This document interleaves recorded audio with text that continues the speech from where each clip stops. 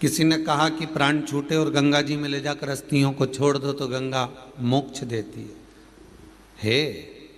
विष्णु पुराण में, गर्ग संहिता में, देवी भागवत में, शिव महापुराण में, स्कंद पुराण में लेख लिखे हैं कि गंगा जी ने शंकर जी से वर मांगा था कि मेरे जल में जब तक जीव की अस्थियां पड़ी रहेंगी तब तक वो जीवात्मा वैकुंठ का भोग भोगेगी।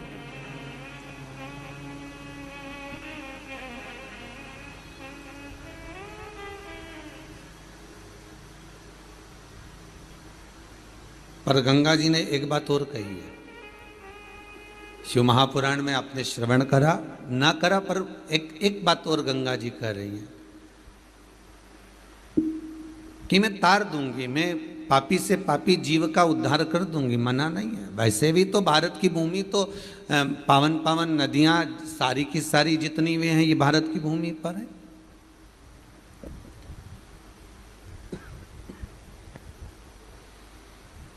ये भारत माता पर विराजमान,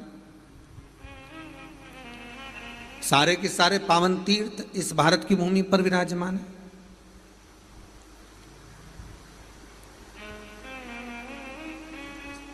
पुण्यमय नदियां, पुण्यमय तीर्थ, पुण्यमय तालाब, सरोवर जितने भी हैं ये सब इस भारत की भूमि पर हैं।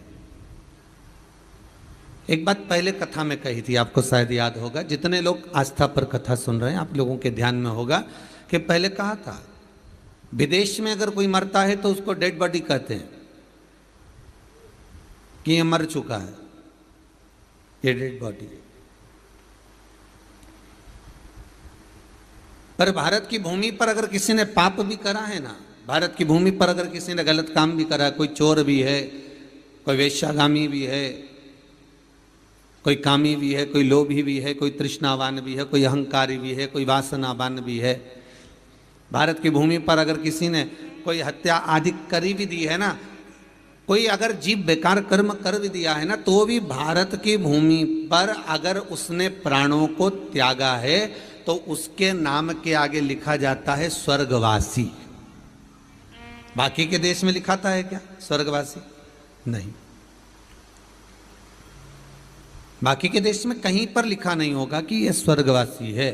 पर भारत की भूमि पर कोई पाप भी कर दिया है, कोई बेकार कर्म भी कर दिया है, कोई गलत काम भी कर दिया है, तो भी लिखा होता है स्वर्गवासी।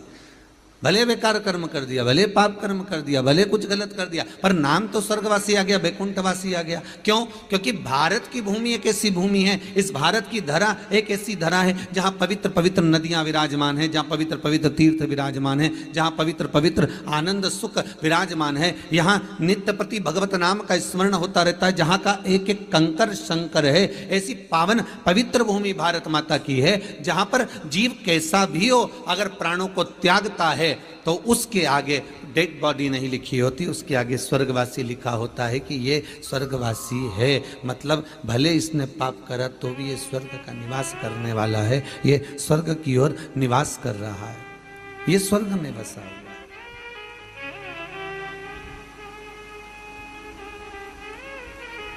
पवित्र भूमि,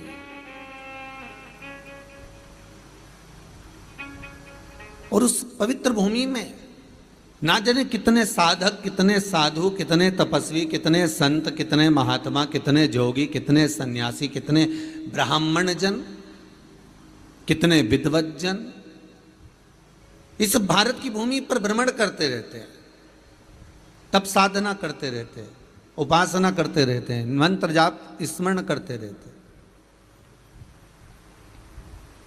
और जब उनका मंत्र जाप का फल इस भूमि पर प्राप्त होता है तो यहाँ की जो रज है, यहाँ की जो धूल है, यहाँ की जो माटी है, वो सुख का अनुभव करा देती है, एक आनंद का अनुभव करा देती है।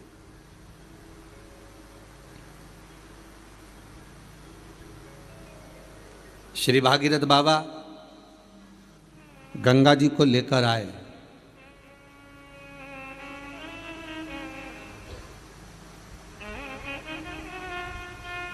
भागीरथ बाबा तो गंगा जी को लेकर आए 60,000 काकाओं के उद्धार के लिए। और वो गंगा भी बहती हुई गौमुख से लेकर चलते चलते चलते चलते वो गंगा भी कलकत्ता तक जब पहुंची है, गंगा सागर तक जब पहुंची है, तो उसके घाट पर, उसके तट पर, गंगा महारानी के किनारे पर जितने जितने भक्त, जितने साधु, जितने सन्यासी, जितने साधक, जितने उपासक, जितने जीव रह रहे हैं, ये गंगा उनका कल्याण कर रही है। और जो उसकी शरणागति में जा रहा है, गंगा उसका उद्धार कर रही है। और धन्यवाद दूंगा मैं विजय जी आपको, बोंडे परिवार को, सोनम विजय जी बोंडे परिवार को, कि बहुत बहुत साधुवादता है कि गंगा केवल उस घाट पर ही रह रही हैं, जीवों का आनंद दे रही है, और जो उसके चरणों में चले गया उसको आनंद प्रदान कर रही है। पर गंगा शिव महापुराण की कथा आपने कराकर ये संपूर्ण विश्व में, देश ही नहीं विदेश में भी जो इस कथा का आनंद सुख पा रहे हैं, इस कथा के माध्यम से श्रावण के महीने में ये गंगा लोगों के घर घर तक पहुंचा दी है आपने, उसके लिए बहुत बहुत साधुवाद, बहुत बहुत धन्यवाद। शिव महापुराण के रूप में गंगा शिव महापुराण घर घर तक पहुंचे।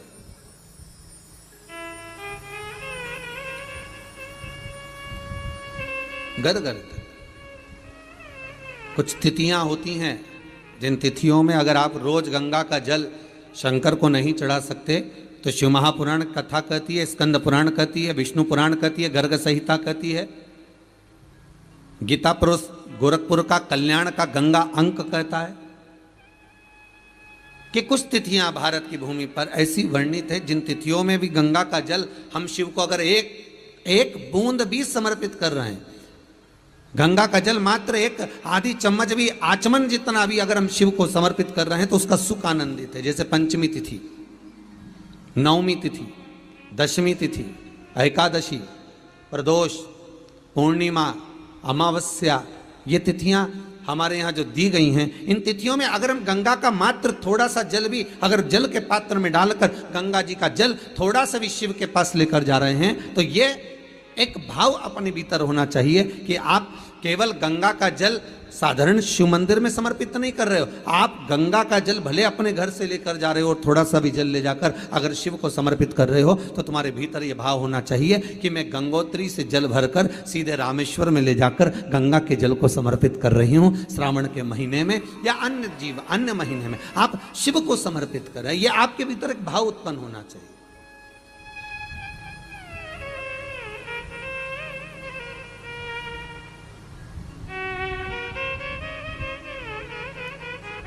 एक बड़ा सुंदर संवाद है महाराज।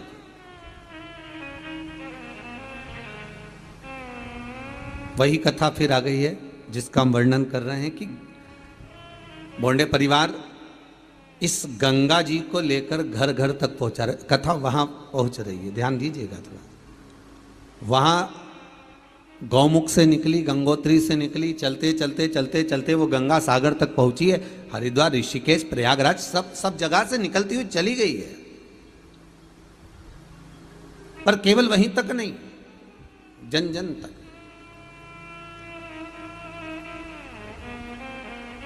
एक संत, बड़ा तपस्वी मुनि थे, बड़े बड़े साधक थे। वो मुनि किस प्रकार के थे कि वो साधना कोई अलग नहीं करते थे, वो कहीं बैठकर तप नहीं करते थे, वो कहीं बैठकर आराधना नहीं करते थे। तो फिर गुरुदेव आप कह रहे हो कि मुनि है, तपस्वी है, साधक है, उपासक है, और आप एक तरफ से कह रहे हो कि ना तो वो तप कर रहा है, ना वो साधना कर रहा है, ना बैठकर कोई यज्ञ कर रहा है, ना कोई बैठकर अनुष्ठान कर रहा है, फिर मुनि साधक उपासक कैसे हो गया? फिर तो इतना कह सकते हैं कि केवल एक ब्राह्मण है जो पूजन आदि में लगा हुआ है? नहीं नहीं नहीं, शिव महापुराण की कथा कहती है कि वो एक मुनि, एक साधक है, ब्राह्मण कुल में जन्मा, पर बड़ा तपस्वी। तपस्वी किस चीज का था? तो शिव पुराण कहती है उसको एक तप साधना थी कि वो कहीं अगर भगवान की कथा होती थी, कहीं अगर शिव महापुराण मिल जाए, कहीं भागवत पुराण मिल जाए, कहीं रामायण मिल जाए, कहीं गीता मिल जाए, कहीं भगवान का गुणगान करना मिल जाए, या कोई संतों का सानिध्य या संतों का समागम अगर कहीं प्राप्त हो जाए, कहीं भगवत चर्चा प्राप्त हो जाए, तो उस जगह पर जाकर बैठ जाता था।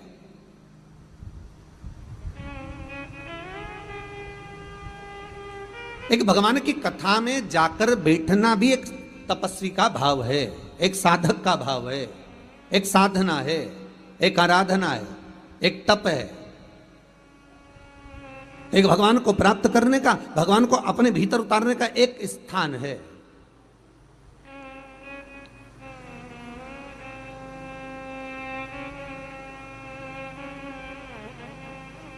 महाराज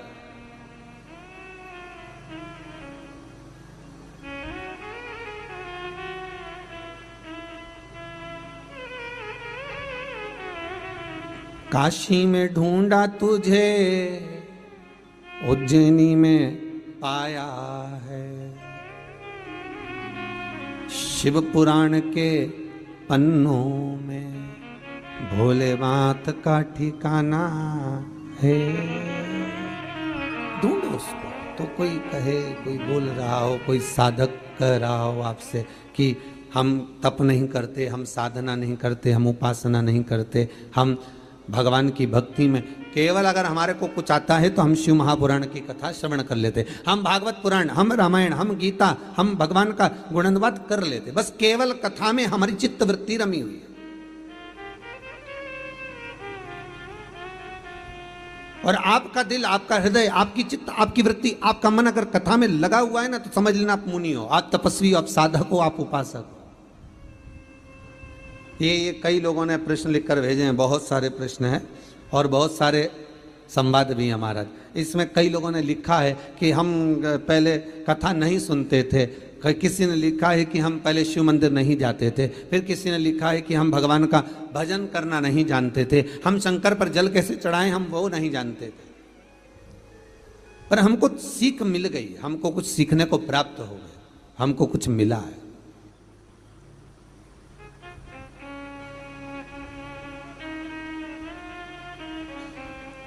हमको कुछ मिल गया उससे, शिव महापुराण से हमको कुछ प्राप्त हो गया, और ऐसा प्राप्त हुआ है, ऐसा सुख प्राप्त हुआ है, ऐसा आनंद प्राप्त हुआ है कि वो फिर हमारी हृदय में, हमारी चित्त में, हमारी वृत्ति में वो समा गया,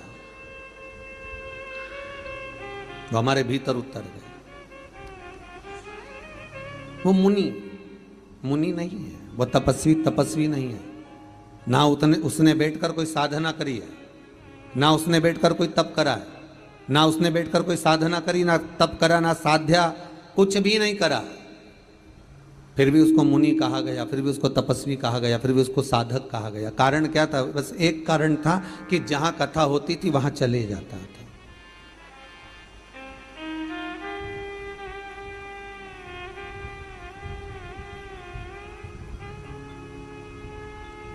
जहां पर मिल गई शिव पुराण, जहां पर मिल गया भगवान का भजन, बस वहां बैठ जाता था। और एक नहीं, आप सब भी जितने आस्था चैनल के माध्यम से कथा श्रवण कर रहे हो ना, जितना फेसबुक यूट्यूब पर आप लोग कथा को सुन रहे हो, आपको साधुवाद दूंगा, आप भी किसी तपस्वी से कम नहीं हो, आप भी किसी साधक से कम नहीं हो, आप भी किसी उपासक से कम नहीं हो।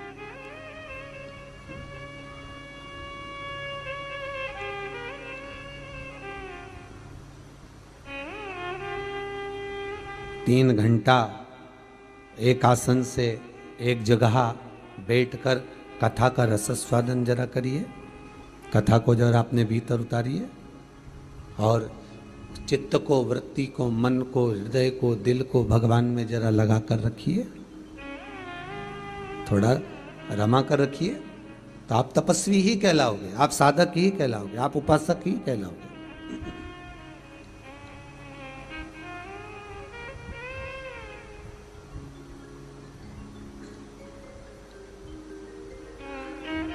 आपकी उपासना हो गई। वो ब्राह्मण केवल मुनि का जो वेश रखता है और भगवत की चर्चा में, भगवान के स्मरण में डूबा रहता, 4 संत निकल कर जा रहे थे, बड़े जटाजूट बंधे हुए थे, बड़ी माला कंठी पहने हुए थे, बहुत बहुत माला धारण करे, चंदन लगाया हुआ है, खूब सावधान, बहुत साधु सन्यासी का वेश धरे हुए। और ये व्यक्ति कहीं से शिव महापुराण की कथा, कहीं से भगवान की चर्चा कर कर आ रहा था। और इसके पास में वो जो जाने वाले व्यक्ति थे, उन्होंने 4 संतों ने आकर पूछ लिया, भैया ओ भैया, तुम मुनि के वेश में लग रहे हो, तुम तपस्वी के वेश में लग रहे हो, वस्त्र भी तुम तपस्वी ऐसा धारण कर कर रखे हो, पर एक मन में एक प्रश्न है, हम यहां से हरिद्वार जाना है, आप हमको रास्ता बता दोगे क्या हरिद्वार जाने का? उसने पूछा काहे के लिए जाना है? अरे गंगा का स्नान करने जाना है हमको। अच्छा अच्छा अच्छा, गंगा स्नान के लिए जा रहे हो? हाँ चले जाओ, यहाँ यहाँ हमको देखो, हम जानते तो नहीं हैं, तो आप इस गांव के नहीं हो क्या? हम गांव के ही हैं। कितने साल हो गए गांव में रहते थे? लगभग हमको हो गए 50 साल 100 साल। हमारे दादा वगैरह भी यहीं रहते थे, पर हम जब पैदा हुए, हमारी उम्र हमारी 50 साल की हो गई, हम कितने साल से रह रहे हैं। अच्छा ठीक है, तो तुम्हें यह नहीं मालूम कि हरिद्वार का रास्ता कौन सा है? गंगा किधर है आपको मालूम नहीं है क्या? उसने हाथ जोड़कर कहा, भैया देखो बात इतनी सी है कि मैं गंगा माता को नमन करता हूं, मैं गंगा के चरणों को पावन समझता हूं, मैं गंगा के चरणारविंद का स्मरण करता हूं, मैं गंगा जी को अपने मस्तक पर चढ़ाता हूं, पर सबसे बड़ी बात केवल इतनी सी है कि मैं आज तक गंगा को नहाने के लिए नहीं गया। कितने दूर है यहां से? पूछा, बस मैंने सुना है यहां से 42 किलोमीटर की दूरी पर गंगा जी है। 42 किलोमीटर दूरी पर ना, और तुम कभी नहाने नहीं गए? नहीं नहीं नहीं नहीं, मेरा जाना नहीं हुआ। तो गंगा का रास्ता तो देखा होगा? पता नहीं, पर तो लोग कहते हैं इधर से जाते हैं, लोग कह रहे हैं इधर से जाते हैं। अब मैंने देखा तो है नहीं, मैंने जानता तो नहीं। अच्छा अच्छा, ठीक ठीक ठीक। संतों को आ गया क्रोध, चारों संतों ने मिलकर एक साथ कहा, कैसा मूर्ख है, कितना पागल व्यक्ति है। 42 किलोमीटर दूर गंगा जी विराज रही है, 42 किलोमीटर दूर गंगा विराजमान है, और 42 किलोमीटर दूर ये आज तक गंगा नहाने नहीं गया, तो इसके बराबर पापी कौन होगा?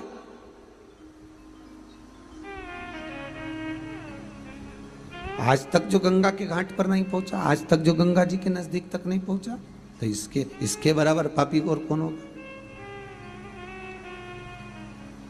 चारों ने कह दिया, तेरे जैसे पापी का हमने कहाँ मुख देख लिया, कहाँ हमने मुंह देखा है, तेरे जैसे पापी का कहाँ हमने मुख देख लिया, कहाँ मुख देखा।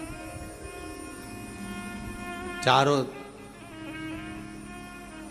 हर गंगे हर गंगे हर गंगे कहते कहते गंगा जी के घाट पर हरिद्वार के उधर जाने लगे, गंगा को ढूंढने के लिए, गंगा को पाने के लिए जा रहे। चारों जब चले, हरिद्वार पहुंच गए। किसी से पूछा, यहां हरिद्वार है? हाँ ये हरिद्वार है, पर यहां गंगा जी तो दिख नहीं रही है, गंगा तो नहीं दिख रही है, गंगा कहाँ है? भैया हरिद्वार तो यही और गंगा भी यहीं थी, पर पता नहीं कहाँ चली गई। उन्होंने कहा चलो और आगे गंगा जी को देखते, ऋषिकेश पहुंच गए, यहां भी गंगा नहीं है। ढूंढते ढूंढते और आगे बढ़े, और आगे, और ढूंढते ढूंढते ढूंढते ढूंढते गंगोत्री तक पहुंच गए, पर गंगा नहीं मिली।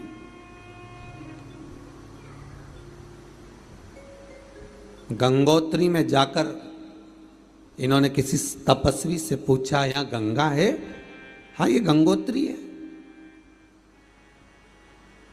ये गंगोत्री, और यहां तो गंगा रहती है, तो हमें तो गंगा दिख नहीं रही है, कहीं गंगा नजर आ नहीं रही है। फिर गंगा गई कहां? पता नहीं।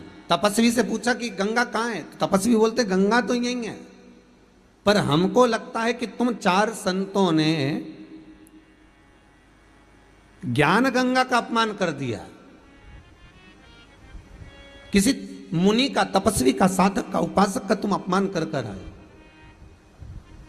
और उस तपस्वी का तुमने जो अपमान करा है, उस मुनि का जो तुमने अपमान करा है, उस मुनि के अपमान के तक तुमको गंगा का दर्शन नहीं मिल रहा। बहुत ध्यान देना महाराज, ये शिव ज्ञान गंगा है और वो अविरल बहने वाली विष्णुपदी भागीरथी एक गंगा वो है। एक ये ज्ञान गंगा है और एक भागीरथी विष्णुपदी एक वो गंगा है।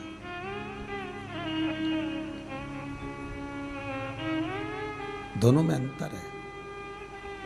कभी आपके भीतर ये गम नहीं होना चाहिए, कभी आपके भीतर ये भाव नहीं उत्पन्न होना चाहिए कि मैं गंगा नहीं गया। अगर जो शिव महापुराण की कथा में रमे हुए हैं ना, जो शंकर की कथा को रोज प्रतिदिन श्रवण कर रहे हैं, भगवान की भक्ति को जो धारण कर रहे हैं, भगवान की कथा को जो नित्य श्रवण कर रहे हैं, उनके भीतर ये भाव जागृत होना चाहिए कि गंगा मेरे से दूर नहीं, गंगा मेरे करीब में है।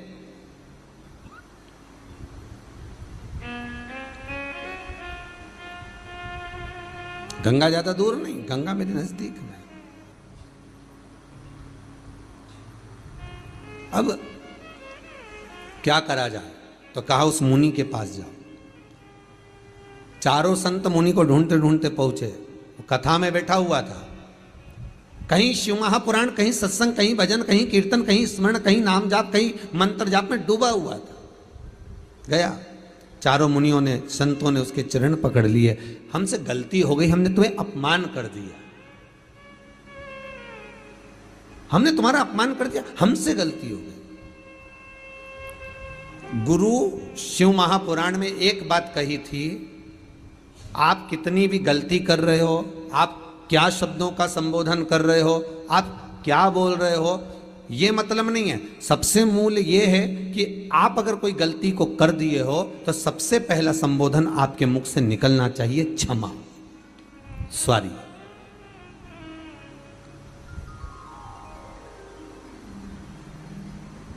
एक बात आपको कही थी गुरु महिमा में कि घर से जब निकला करो ना, तो भगवान देव अधिदेव महादेव का नाम लेकर श्री शिवाय नमस्तुभ्यम।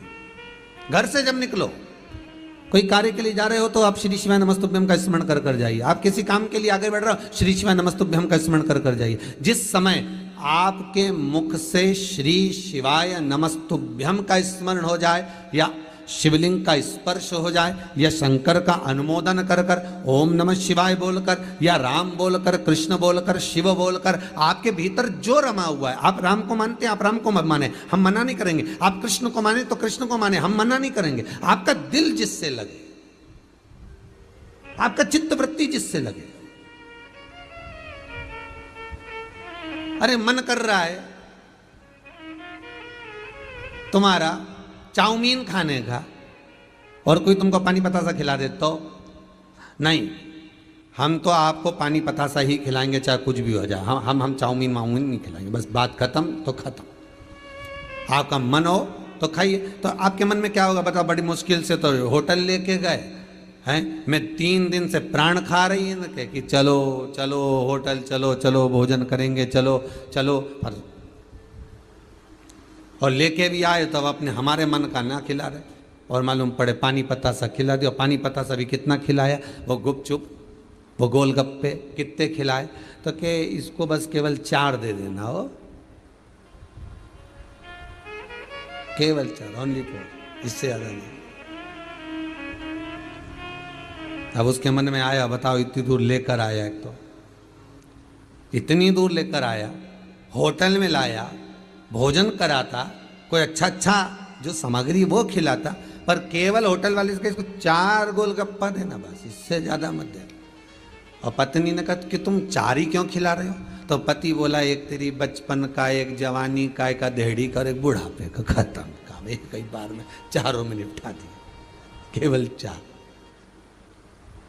अब हम आपसे कह दें कि आप शंकर का भजन करो, हम आपसे कह दें आप शिव का स्मरण करो, और आपका दिल कृष्ण में लगा हो, आपका दिल राम में लगा हो, आपका दिल भवानी में लगा हो, हम मना नहीं करेंगे। आपका दिल, आपकी चित्त, आपकी वृत्ति जिस समय लगी हो,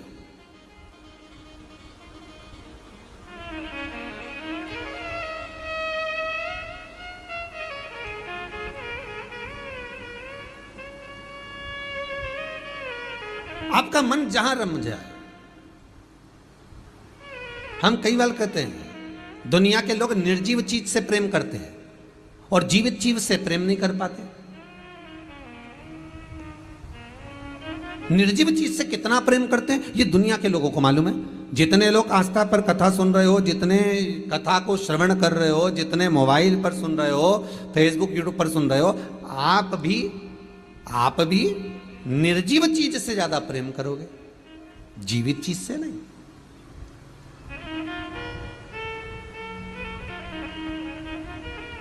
कपड़े इतने संभाल कर रखोगे, अब वो जीव है क्या?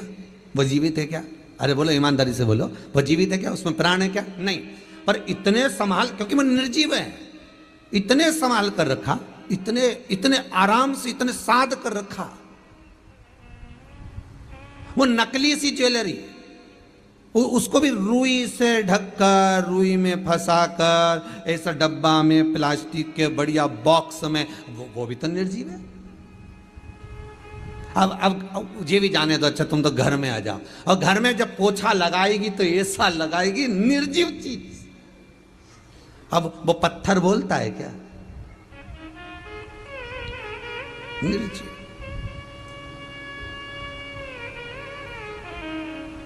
निर्जीव चीज को तो तुमने संभाला, और जो जीवित था उसको संभाल सके क्या?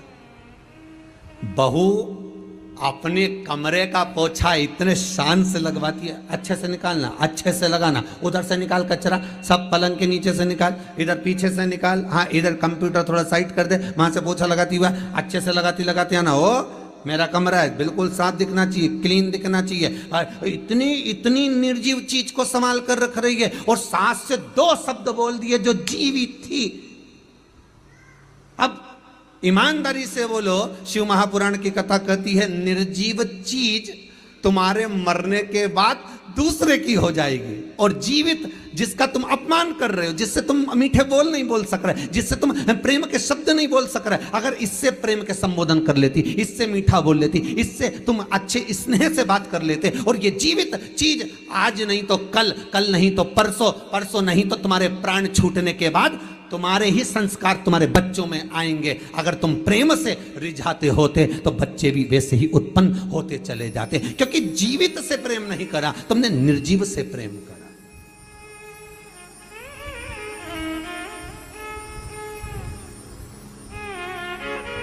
भोजन करने के बाद बर्तन भी साफ कर कर रखे तो निर्जीवन, तो दिल तो साफ करते, सास से, पति से, पत्नी से, भाई से, बंधु से, कुटुंब कबीले से, रिश्तेदारों से, नातेदारों से, अपनों से, बच्चों से, बच्चों के माता पिता आदि, एक दूसरे से प्रेम की वाणी तो बोलते। हम निर्जीव को संवारे, हमने जीव को नहीं संवारा। हम निर्जीव को संवारने का प्रयास करते रहे, पर हम जीव को नहीं संवार पाए।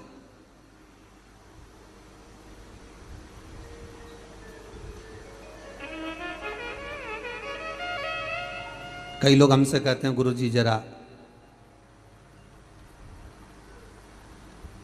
हमारे साथ चलकर हमारा घर तो देखिए कितना जोरदार है। हमने कहा बहुत बढ़िया सर। अब ईमानदारी से बोलो, घर जोरदार होने से क्या हो, में रहने वाला मनक जोरदार होना चाहिए ना। उसमें जो निवास कर रहा है, उसमें जो रह रहे हैं, उसमें जो परिवार के सास हो, ससुर हो, बहू हो, बेटा हो, कुटुंब हो, कबीला हो, माता हो, पिता हो, बच्चे हो, बच्चियां हो, इनको देखा जाए। पहले के रिश्तों में और आज के रिश्तों में बस यही अंतर है महाराज जी, यही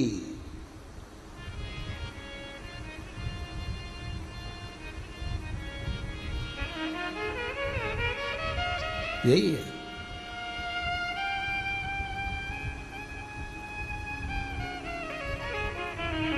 पहले के अगर रिश्ता कैसा होता है, संबंध कैसा होना चाहिए, रिश्ता कैसा होना चाहिए, सीखना है तो ताले और चाबी से सीखो। संबंध अगर देखना है तो ताला चाबी, तुम रोज घर में ताला लगाते हो, रोज चाबी लेकर कमर में जाते हो, रोज पर्स में डालकर चाबी लेकर जाते हो, रोज जेब में डालकर चाबी लेकर जाते हो, कहीं ना कहीं तो लगाते होगे, दुकान में लगाते हो, साइकिल में लगाते होगे, गाड़ी में लगाते होगे, ताला तो लगाते होगे। तो अगर संबंध सीखना है, रिश्तेदारी सीखना है, संबंध कैसा होना चाहिए, अगर ये सीखना है तो एक बार ताला और चाबी से सीखिए। संबंध किसको कहते हैं, ये ताला चाबी बताएगा। टूट जाता है ताला पर दूसरी चाबी से खुल नहीं पाता, चाबी वही लगती है जो उसमें लगती आई। और अगर चाबी लगाना, चाबी घूम गई, दूसरी लगाना तो उसको बनवाना पड़ेगा, वैसी की वैसी, तुम दूसरी लगाते जाओ, खुलेगा नहीं। संबंध ऐसा होना चाहिए कि किसी के कहने पर, भड़काने पर, शब्दों के संबोधन पर, आड़ा टेढ़ा बोलने पर, गलत सीख देने पर, वो कितनी चाबी लगाए पर ताला नहीं खुलना चाहिए। चाबी वही लगे जो श्रेष्ठ हो, चाबी वही लगे। कोई कितना ही अपशब्द बोले, कितना ही ताना दे, कितनी गालियां दे, कितना ही आड़ा टेढ़ा बोले, हमें नहीं समझ।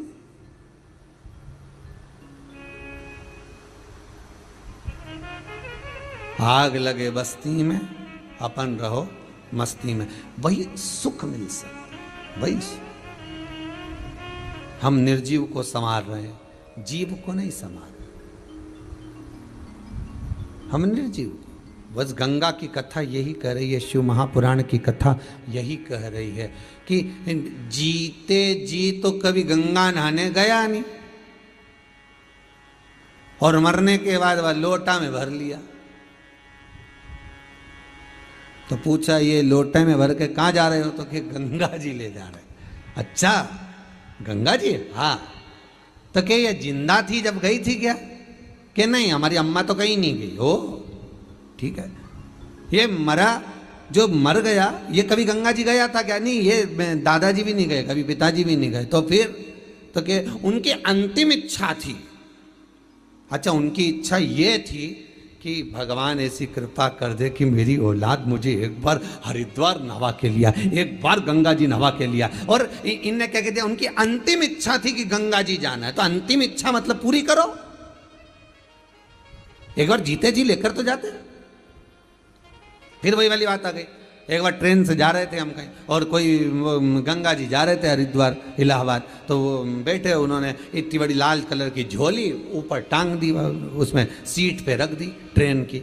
अब हमारी बर्थ इधर की थी और उनकी बर्थ सामने की, अब उसने सीट पर रख दी। अब उस सीट खाली थी, खाली सीट पर कोई बच्चा को बिठा दिया। जैसे ही बच्चे को बिठाया तो वो जो नीचे बैठा था उसको गुस्सा आ गया, हमारी अम्मा बैठी है, उतरो नीचे। अब अम्मा तो कोई दिख नहीं रही थी कि अम्मा कहाँ बैठी, उतरो नीचे, हमारी अम्मा बैठी। अब वो झगड़े, सबसे झगड़े, हमारी अम्मा बैठी नीचे उतरो, अम्मा बैठी नीचे उतरो। अब सबको नीचे उतारे। तो थोड़ी देर बाद किसी ने पूछ लिया, तुम्हारी अम्मा तो कोई दिख नहीं रही, और कह रहे अम्मा बैठी कर रहे, कब से कर रहे, 2-4 घंटे से, किसी को बैठने नहीं दे रहा, सीट खाली है, तुम्हें दिख नहीं रहा हमारी अम्मा बैठी है। तो अम्मा कहाँ है, वो झोली में है, जो इतना बड़ा लाल कपड़ा है ना, उसमें हमारी अम्मा भरी हुई है। अच्छा कहाँ गई, गई तो फिर ये क्या है, अम्मा की अस्थियां हैं। हमें कहा था किसी ने इनकी एक रिजर्वेशन सीट बुक कराना, इनको पूछते हुए लेके जाना, तो उनको चाय भी पिला रहे हैं, एक पत्तल अलग से भोजन की भी लगाई, अम्मा चलो, अम्मा जी कर लो, अम्मा पानी पी लो, इतने प्रेम से लेके गया और गंगा जी में ले जाकर पूजन वूजन करके खवा दिया। अब ईमानदारी से बोला, जितने प्रेम से तू हड्डियां लेकर गया था, जितने प्रेम से तू अस्थियां लेकर गया था, इतने प्रेम से अम्मा जब जिंदा थी और दिल से कह देता, अम्मा चल, सावन का महीना है, तेरे को कुबेरेश्वर धाम ले चलो, अम्मा चल मैं तुझे महाकाल ले चलूं, अम्मा चल मैं तुझे विश्वनाथ ले चलूं, अम्मा चल मैं तुझे हरिद्वार, मैं तुझे ऋषिकेश ले चलूं, मैं तुझे प्रयागराज ले चलूं, चल अम्मा, मरने के बाद लोग लेकर जाते हैं अस्थियों को, मैं तुझे जीते जी लेकर चलता हूं। तब अम्मा का जो दिल प्रसन्न होता और चाय पिलाता ट्रेन में, बच्चों को जैसे कुरकुरा खिलाए, टाइम टाइम पे बिस्कुट भी मम्मी पर्स में से हेड़ के देती जाए, ऐसे सास को टाइम टाइम पे सब कुछ खिलाती हुई लेके जा, तो सास भी के मेरी बहू जैसी दुनिया में बहू नहीं होगी। क्या पूछ रही है साहब, कितना सम्मान करके ले जा रही, कितना आदर करके ले जा रही। और मालूम पड़े अकेली केवल पर्स खोला ने, उसमें से वो टॉफी निकाल के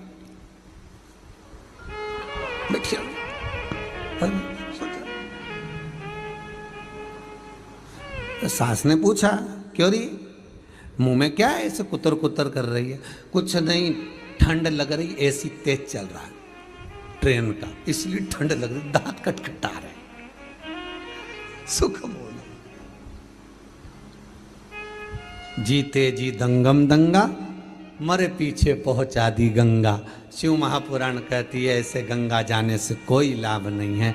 गंगा कहती है एक बार जीते जी मुझ में डुबकी तो लगा कर जाओ, फिर मरने के बाद अस्थियां लेकर मत आना। गंगा कहती है मैं खुद तुम्हारे दरवाजे पर पहुंच जाऊंगी, तुम्हें आने की जरूरत नहीं पड़ेगी, मैं खुद पहुंचूंगी। गंगा नहाना का मतलब क्या है? गंगा का स्नान का मतलब क्या है? बोलो जरा।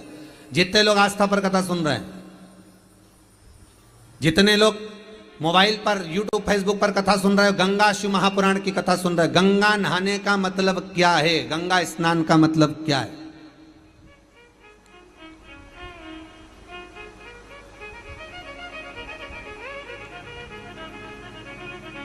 नहाने का और स्नान में अंतर क्या है? पहले भी एक बार कहा, नहाने और स्नान में अंतर क्या है? आप लोगों में से कितने लोग हैं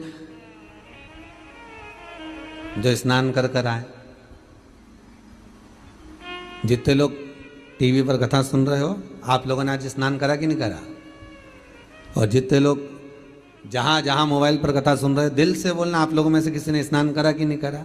तो आप लोग मुंडी हिला कर रखोगे हमने तो स्नान करा साहब, है। पर स्नान और नहाने में अंतर है रे बाबू, स्नान और नहाने में अंतर है।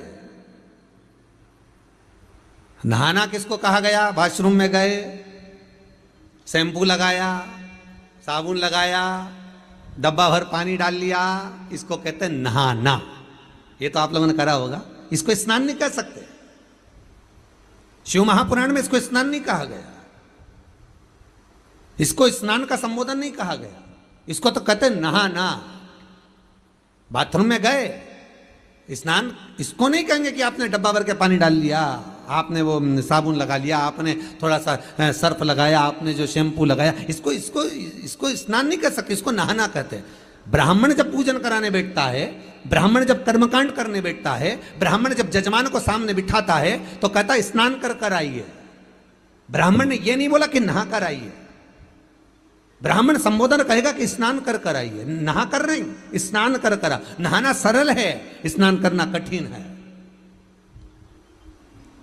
स्नान किसको कहा गया? शिव महापुराण की कथा कहती है स्नान किसको कहते हैं? 3.5 करोड़ रोम छिद्र ये मनुष्य के शरीर पर हैं। ये जितने रोम हैं मनुष्य के शरीर पर, ये 3.5 करोड़ हैं। शिव महापुराण की कथा कहती है एक दिन में जिसके मुख से 3.5 करोड़ बार भगवान का नाम निकल जाता है, समझ लेना उसका स्नान हो जाता है, उसका स्नान हो गया। अब आप में से कितने लोग हैं जो स्नान करके आए? ईमानदारी से बोलो। 3.5 करोड़ बार जिसने भगवान का नाम लिया, 3.5 करोड़ बार जो भगवान का नाम का उच्चारण करे, 3.5 करोड़ बार जिसके मुख से भगवान का नाम निकल गया हो, तो उसका स्नान हो गया। तो फिर क्यों कहा गया स्नान और नहाने में अंतर? तो क्यों कहते हैं संत, क्यों कहते हैं साधु, क्यों कहते हैं तपस्वी, साधक, उपासक, कथाकार? बार बार आपसे क्यों कहते हैं कि जहां कथा हो रही हो, चाहे टीवी पर चल रही हो, चाहे मोबाइल पर चल रही हो, चाहे कुबेरेश्वर धाम में चल रही हो, कथा जहां हो रही हो, कथा जहां सुनने को मिल रही हो, वहां थोड़ी देर बैठकर कथा का रसस्वादन करिए, वहां बैठकर कथा सुनिए। क्यों कहा जाता है? उसका कहने का कारण केवल इतना सा है कि जब आप कथा सुनने के लिए बैठते हो, 3.5 करोड़ रोम छिद्र इस मनुष्य के शरीर में है, रोमावली इस मनुष्य के शरीर में है। जब व्यक्ति कथा सुनने के लिए बैठता है और ब्राह्मण जन, साधु जन, तपस्वी जन, साधक, उपासक जब कथा कहते हैं, उनके मुख से जो शब्द बहते हैं, उनके मुख से जो शब्द निकलते हैं, कथा का रसस्वादन जो निकलता है, ये 3.5 करोड़ रोम छिद्रों में समाता है और व्यक्ति का स्नान अपने आप हो जाता है। उसको जपने की भी जरूरत नहीं पड़ती, मात्र उसने सुना, उसमें उसका कल्याण हो गया। नहाना और स्नान अंतर है। कर्मकांडी ब्राह्मण, कभी विद्वान ब्राह्मण, कभी साधु जन, आचार्य जन, शास्त्री जन, कभी विद्वत जन, जितने ब्राह्मण इस भारत की भूमि पर आपको मिलेंगे, जब बाहर मिलेंगे, जो भी कहेंगे तो एक ही बात कहेंगे, जाकर स्नान कर आइए, पूजन पे बैठ जाइए, जाओ स्नान कर आओ, अभिषेक पे बैठिए। नहाने का नहीं बोलेंगे, स्नान का बोलेंगे। स्नान का मतलब है कि जाओ थोड़ी देर भगवान का भजन गाओ, भक्ति को अपने भीतर उतारो, जब भक्ति भीतर उतर जाएगी तो पूजन करने जब बैठोगे तो आप रूप सुख का अनुभव, सुख का आनंद प्राप्त हो जाएगा अपने आप।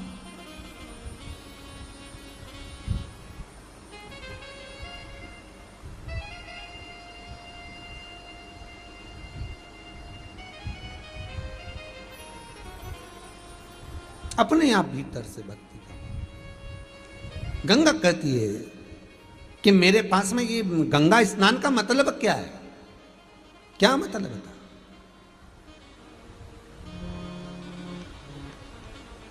अरे विचार करो जरा, सुदामा जी भगवान कृष्ण के यहां जा रहे हैं, श्रीमद् भागवत 10वें स्कंद। सुदामा जी भगवान कृष्ण के यहां जा रहे हैं और सुशीला उनसे कह रही है, रोज कहती है सुशीला कि तुम द्वारका जाओ, तुम द्वारका जाओ, जाओ द्वारकाधीश के दरवाजे पर, जाओ द्वारकानाथ के दरवाजे पर। भारत की भूमि की पहली स्त्री थी, पहली नारी थी जो अपने पति से रोज कहती थी कि द्वारका जाओ, द्वारका जाओ, द्वारकाधीश के दरवाजे जाओ। नहीं तो आज के जमाने की सारी नारियां सुबह से उठकर एक ही बात कहती, दूध की थैली लिया, जाओ जरा गिलकी लिया, आलू लिया, टमाटर लिया, जाओ जरा हरा धना लिया, हरी मिर्ची लिया। और कोई नारी नहीं कहती कि जाओ द्वारका जाओ, जाओ बद्रीनाथ जाओ, जाओ दर्शन करने जाओ, जाओ शंकर की कथा में जाओ, जाओ भगवान का स्मरण करो। पर पहली नारी थी सुशीला जो अपने पति सुदामा से रोज कहती, उठते से कहती थी, जाओ द्वारका जाओ, जाओ द्वारका जाओ, जाओ द्वारका जाओ। सुबह से लेकर शाम तक 50 बार कहती थी द्वारका जाओ, द्वारका जाओ। मार्ग बताती है कि द्वारका जाओ। और जब सुदामा जाने लगे द्वारका, आज मन में आ गया कि मैं द्वारका जा रहा हूं, तो सुशीला कहती, रुक जाओ, कुछ लेकर जाओ, कुछ लेकर जाइए, मैं लेकर आती हूं। और सुशीला जो चावल पड़ोसन से मांग कर लाई थी, सुशीला ने अपना पल्लू फाड़कर उस चावल को अपने पल्लू में बांधकर उसको लपेट कर अपने पति को दिया और पति बाजू में दबाकर फिर लेकर गया। तो सुदामा जी ने चावल कृष्ण को क्यों दिए? किससे लिए?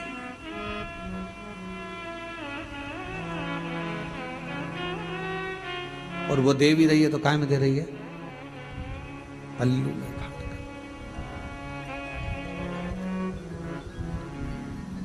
और भगवान के नैनों में जल भरा हुआ था। जब मेरे लाडले ठाकुर कृष्ण ने तंदुल को निकाल कर जब फाका था, वस्त्र, वो वस्त्र नीचे रख दिया था, जिसको जामवंती ने उठा लिया था।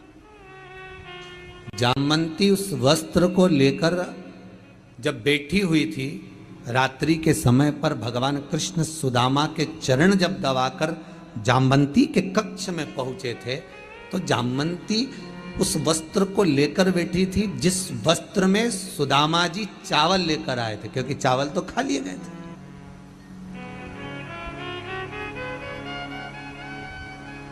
वो केवल वस्त्र बचा हुआ था। जामवंती उसको लेकर बैठी थी तो द्वारकानाथ ने पूछ लिया, हे जामवंती, ये वस्त्र, ये तो सुदामा जी वाला वस्त्र है।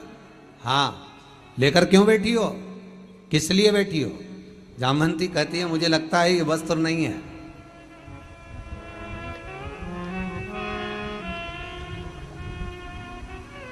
एक पहले लोग इतना बड़ा कोरसा, इतना बड़ा कार्ड छपवाते थे, आपने देखा होगा।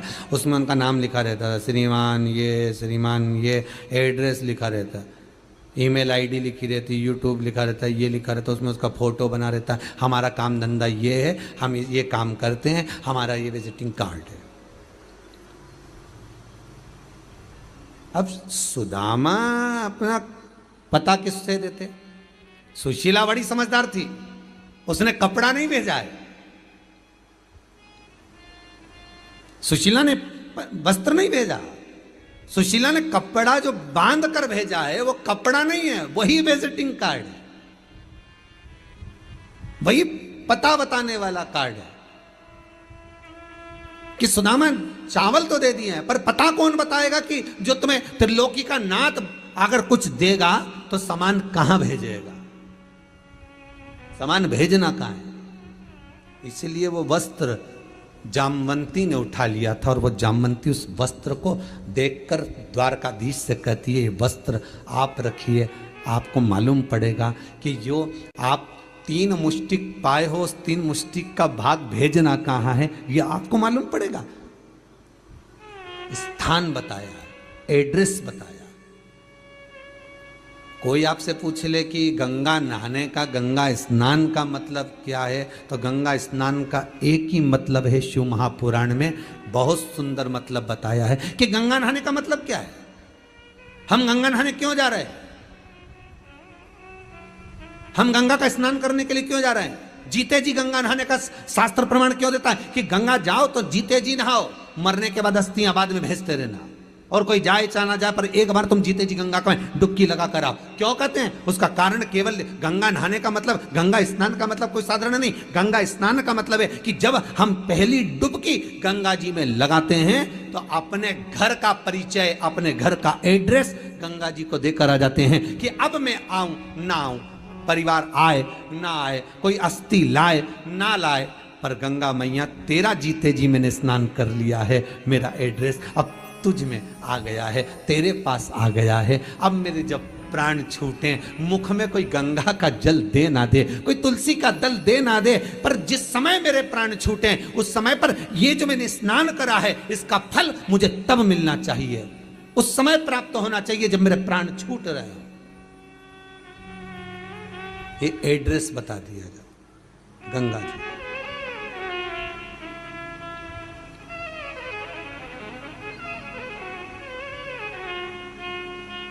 ये एड्रेस है कि आपको यहां आना है, आपको यहां पहुंचना है। महाराज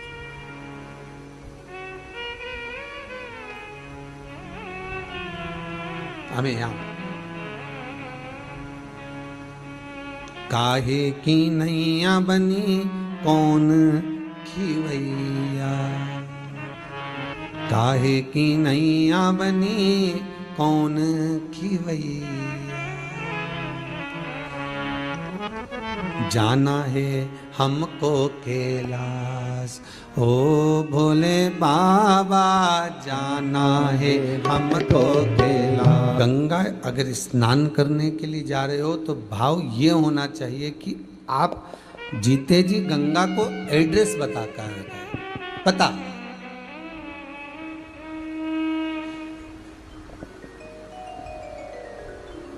आपने एड्रेस बता दिया, आपने पता बता दिया।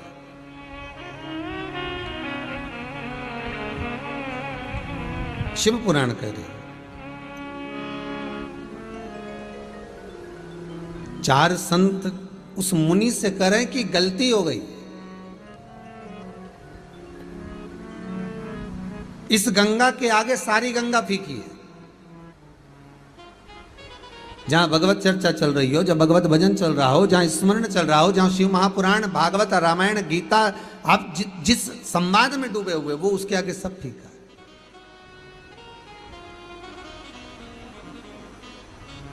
सब फीका। महाराज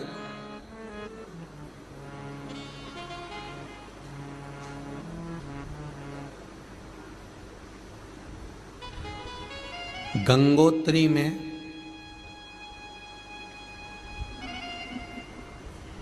आप लोग गए होंगे, कई लोग गंगोत्री। बद्रीनाथ के जो 4 धाम हैं,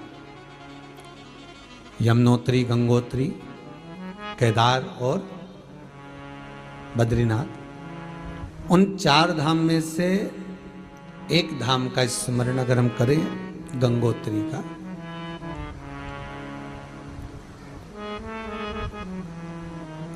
वहां बैठकर भागीरथ जी महाराज ने तप साधना करी। शिव महापुराण कथा कहती है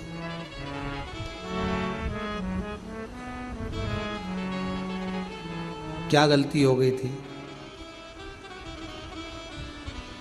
राजा सगर जब यज्ञ अनुष्ठान किए, अश्वमेघ यज्ञ करे, उसका यज्ञ का जो अश्व था वो इंद्र ने चुरा लिया था। इससे पहले की एक कथा में कहा था, आप जब जब कोई अनुष्ठान करेंगे, कोई तप करेंगे, कोई साधना करेंगे, कोई भजन करेंगे, कोई कीर्तन करेंगे, तो उसमें आपके व्रत वाले दिन इंद्र स्वयं जान कर कर आपको क्रोध दिलाते हैं।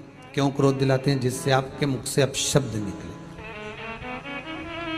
अपशब्द निकले। शिव महापुराण के अंदर एक बार को नैमिषारण्य की कथा में जब 108 शिव महापुराण की कथा रखी थी तो उसमें एक बात कही थी, जिस दिन अपने पूर्वजों का आप श्राद्ध करें, जिस दिन किसी ब्राह्मण को आप भोजन कराएं, जिस दिन आप गुरुजन के चरणारविंद में जाएं,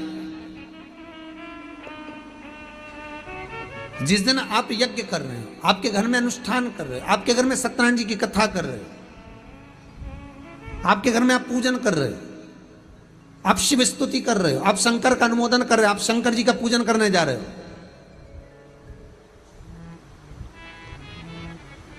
शिव महापुराण की कथा कहती है उस दिन आप ब्राह्मण भोजन कराएं, श्राद्ध करें, पूजन करें, उस दिन आपके मुख से कोई ऐसा शब्द ना निकले जिससे किसी के हृदय को घात पहुंचे, और वो हृदय को घात पहुंचे तो वो आपका करा धरा सब बेकार।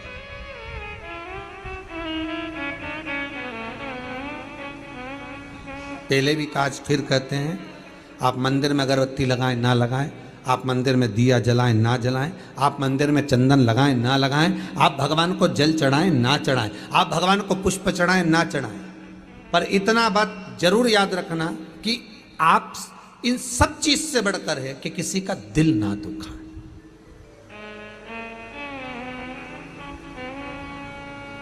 हृदय चित्त निर्मल,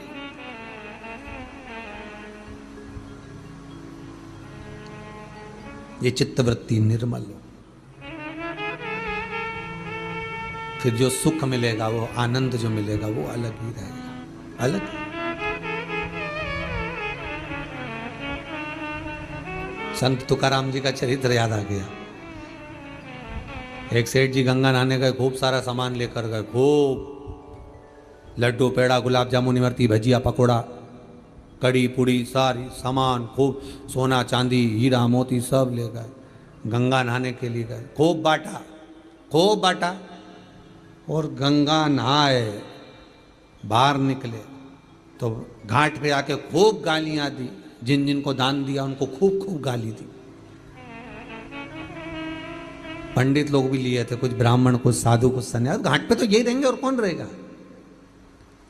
जिन जिन गरीबों को दिया, भिखारी को दिया, भिक्षुक को दिया, ब्राह्मण आदि को दिया, जो जिसको दिया सबको गालियां दी खूब। संत तुकाराम जी बैठे बैठे देख रहे थे।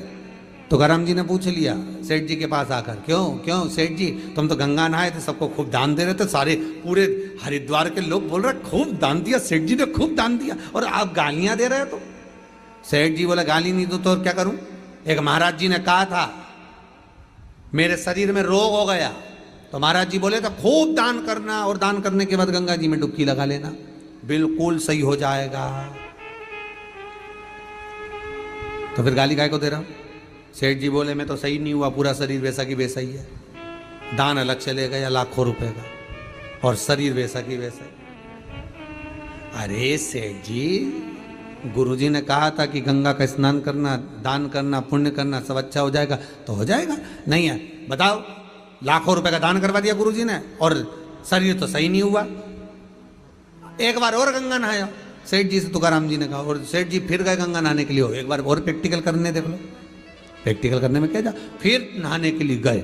जैसे ही नहाने के लिए गए, तुकाराम जी इनके ऊपर चढ़ गए, इनने लगाई डुबकी और तुकाराम इनकी कंधे पर बैठ गए, दबाए नीचे से सेठ जी का गला, और सेठ जी पानी के अंदर, और खूब, अब तो सेठ जी के प्राण छूटने लगे पानी के अंदर।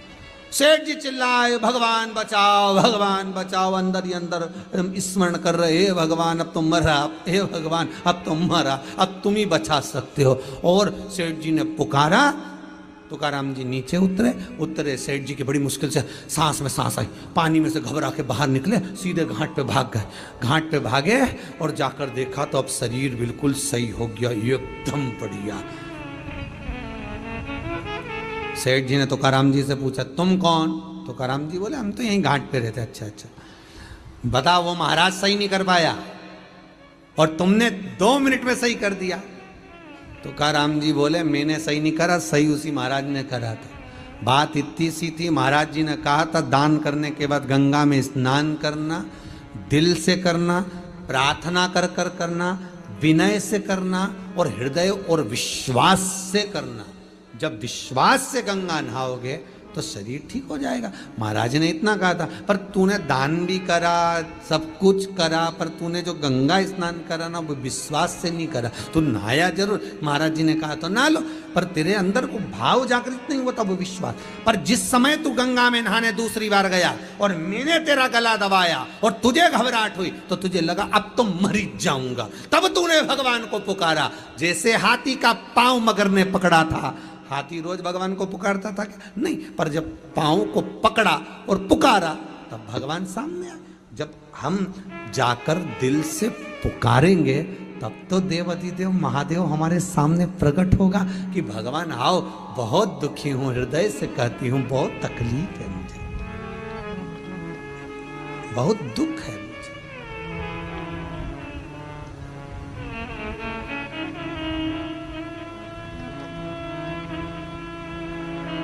बहुत तकलीफ। भगवान को दिल से पुकारोगे भगवान आएगा। अब जब तुम दिल से ही नहीं पुकारोगे, तुम्हारी चित्तवृत्ति में, जब हृदय चित्त में भगवान संजोएगा ही नहीं, भगवान को पुकार ही नहीं पाओगे तो भगवान मिलेगा। अरे फिर कहूंगा, श्रावण के महीने में आप पूरे मोहल्ले में, नगर में, कॉलोनी में, सोसाइटी में, जहां चाहो वहां देखना लोग चंदन लगाए मिलेंगे। लोग खूब शंकर जी की आराधना, रुद्राक्ष की माला, ये वो, और खूब बाबा के भस्म लगा के भगवान को रिझाने का प्रयास करेंगे। पर भगवान जानता है कि ये बरसाती मेंढक है। भगवान को मालूम है ये केवल बरसात में आएगा, चंदन वंदन लगाएगा, खूब नोटंकी करेगा, नाटक करेगा, हर हर महादेव और भम करना और दंडवत करना और लोटा भर भर के स्नान कराना, सहस्त्र धारा का अभिषेक कराना और हजारों बेलपत्र समर्पित कर देना, न भांग का प्रसाद बढ़ो, न खिचड़ी का प्रसाद बढ़ो, ये करेगा नाटक। शंकर जी के सब मालूम है, इसलिए तो शंकर जी आंख बंद करके बैठा है। पार्वती जी तो कई बार बोलती है, इतना बड़ा भगत आया तुमने आंख नहीं खोली। भगवान बोले, फालतू की बात मत कर, चुपचाप बैठी रहे। आपने नहीं बोलना है कि बीच में, बिल्कुल नहीं बोलना, ये क्या कर रहा है इसको करने दे, आपने नहीं बोलना। नवरात्रि आए, मैं तो नंगे पैर व्रत रखूंगी, मैं तो लौंग नहीं खाऊं, मैं तो पानी नहीं पीऊं, मैं तो ये नहीं करूं। तो भगवान बोले तू कुछ मत कर, भजन तो कर। ने नाटक इतना बड़ा करा, भजन के टाइम पे बस 2 टाइम आरती कर दी, जय अम्बे गौरी, जय श्यामा गौरी, 2 टाइम आरती करे और दिन भर फरियाल चरे। भगवान भी सोचे काई मत। इसीलिए तो आपको बार बार कहते हैं दिन भर चरो, एकादशी करो। सावन के महीने में भी हम नहीं बोलेंगे तुमसे कि तुम व्रत करो, हम तो ये कहेंगे खूब प्रेम से खाओ पर भगवान का गुण गाओ। एक पक्षी जब जब दाना उठाता है तब तब भगवान को नमन करता है, शीश झुका झुका के कि धन्यवाद तूने मुझे खाने को दिया।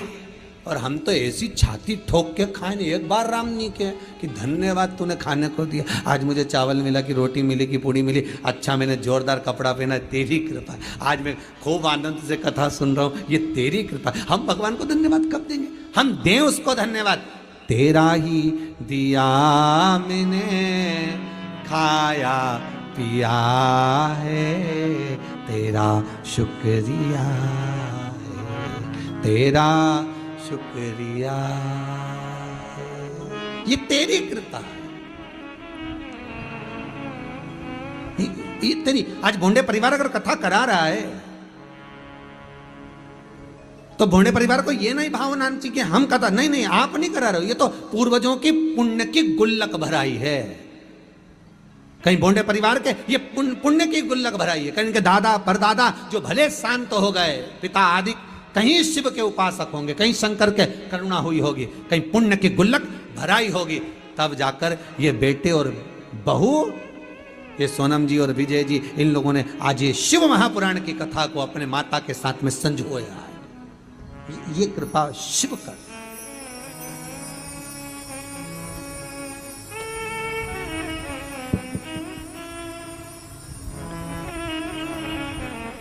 बहुत कठिन काम है महाराज जी, बहुत कठिन।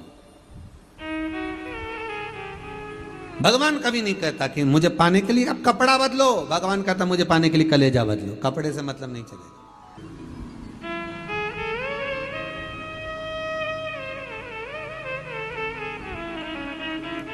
एक लड़की को देखने जाएं लड़के वाले तो कहते हैं साहब साड़ी पे, अभी आपने सूट पे दिखा दिया, अब साड़ी पे दिखा दे, तो कपड़ा बदलने से कहीं हो। सूट पे देखो चाहे साड़ी पे देखो, या तो चित्त वृत्ति बदलना चाहिए, मन बदलना चाहिए, तब शिव मिले।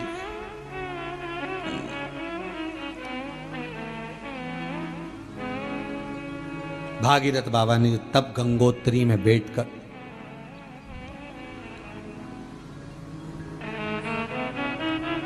वो गंगोत्री की पावन धरा जहां गंगा बहकर आ रही, किसके लिए करा? किसके? केवल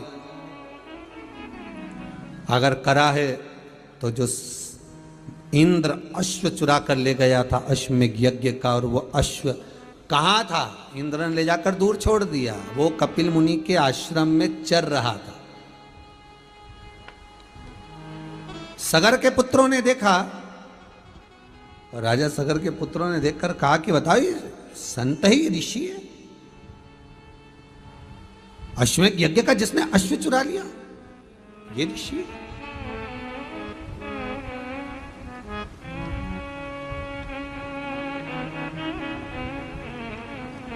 अश्वमेघ यज्ञ का जो अश्व चुरा लिया ये ऋषि है। अश्व चुराया था इंद्र ने, रख दिया, यहां वहां छोड़ दिया, इल्जाम लग गया कपिल बाबा को, इन्होंने करा, पर श्रेष्ठता नहीं। बहुत ध्यान दीजिएगा महाराज,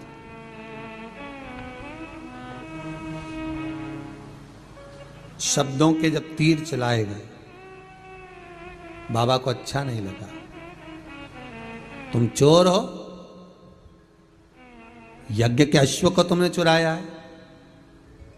एक बात बहुत ध्यान में उतारिएगा, किसी जगह पर यज्ञ हो रहा है, बड़ा विशाल यज्ञ हो रहा है, बड़ी विशाल श्रीमद् भागवत कथा हो रही है, बड़ी विशाल शिव महापुराण की कथा हो रही है, बड़ी विशाल रामचरितमानस हो रही है, बड़ा विशाल कार्यक्रम हो रहा है साहब, बड़ा विशाल यज्ञ हो रहा है, बड़ा विशाल प्राण प्रतिष्ठा हो रही है, बड़ा विशाल ये कार्यक्रम हो रहा है। धर्म का कार्य अगर कहीं पर हो रहा है तो आप भी धर्म से जुड़ना,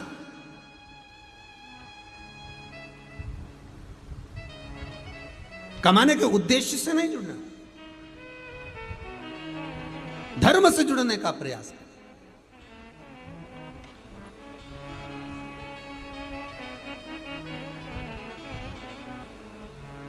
और जहां धर्म के साथ कमाने का उद्देश्य आ गया, आपके भीतर ये प्रसंग उत्पन्न हो गया कि हाँ मैं अगर ये यज्ञ कराता हूं, मैं ये हवन कराऊंगा और उसमें इतना सारा इकट्ठा कर कर मैं बाद में अपने लिए प्रयोग कर लूं, तो वो दुख का कार्य। श्रीमद् वल्लभाचार्य जी सुबोधनी के भीतर लिखते हैं, जगत गुरु श्रीमद् वल्लभाचार्य जी लिखते हैं कि अगर मंदिर अगर आप जाएंगे पुष्टि मार्गी हवेलियों में, पुष्टि मार्गी मंदिरों में, श्री जी के मंदिर में जाइए, कांकरोली जाइए, नाथद्वारा जाइए, तिरुपति जाइए, तिरुमाला जाइए, हवेलीजियों में जाइए, जहां ठाकुर जी विराज रहे हैं भगवान, तो उस मंदिर में कोई प्रसाद आपको फ्री का नहीं मिलेगा। आपको अगर 50 रुपए जमा करोगे तो एक लड्डू मिल जाएगा, आपने अगर 20 रुपए जमा करे आपको इतना प्रसाद मिल जाएगा। कई लोग कहते हैं यहां तो व्यापार चल रहा, व्यापार नहीं। कौन ने भोग लगवाया, कौन ने दान करा, और कैसा प्रसाद आपके पास में आ रहा है, कम से कम आप अपनी पूंजी लगाकर 1 रुपया 2 रुपया लगाकर जब आप ग्रहण करेंगे तो उसका पुण्य आपको लाख गुना मिलेगा। कभी आप गिरिराज जी की परिक्रमा करने जाना, जितने लोग सुन रहे हैं कथा, आप लोग भी गए होंगे गोवर्धननाथ जी की परिक्रमा करने के लिए। कभी मथुरा वृंदावन गिरिराज दादा की परिक्रमा करने जाइए, गोवर्धननाथ जी की परिक्रमा करने जाइए, वहां पर लोग पानी पिलाने के लिए बैठ जाते हैं, लो साहब पानी पियो, साहब पानी पियो, साहब पानी का झाड़ी जी रखेंगे, पानी पियो। पर फर्ज अपना है कि बिस्लेरी की बोतल खरीदते तो 20 रुपए लगते हैं, फर्ज अपना है, बिस्लेरी की बोतल खरीदते 20 रुपए लगते हैं, तो आप अगर उसके यहां से पानी पी रहे हो तो कम से कम 1 रुपया हमें उसको देना है, क्योंकि वो पानी भरकर लाया है, सुबह से शाम तक आपकी प्रतीक्षा में आस लगाकर बैठा है। हम कुछ दान कर कर पुण्य को कमाए, केवल भोग नहीं करना है, हमें पुण्य भी करना है, भोग तत्व नहीं।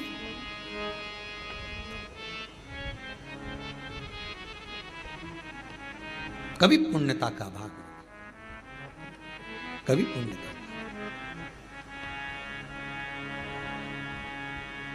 उमापति राखो मेरी लाज,